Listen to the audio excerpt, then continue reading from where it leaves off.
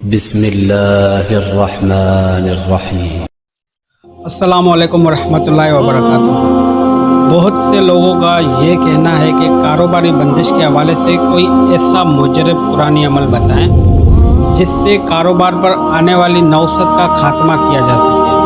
تو آج جو عمل آپ لوگوں کے ساتھ شیئر کرنے جا رہا ہوں، یہ عمل ان بھائیوں کے لیے ہے جن کے کاروبار کسی بد نظر یا حسد کی لپیٹ میں آ چکے ہیں، یا پھر چلتا ہوا کاروبار دکان اچانک سے رک جائے۔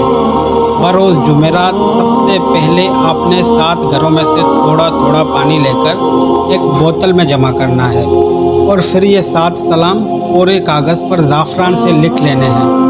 جیسے ہی یہ 7 سلام لکھ لیں تو یہ نقش نما کاغذ پانی کی بوتل میں ڈال دیں۔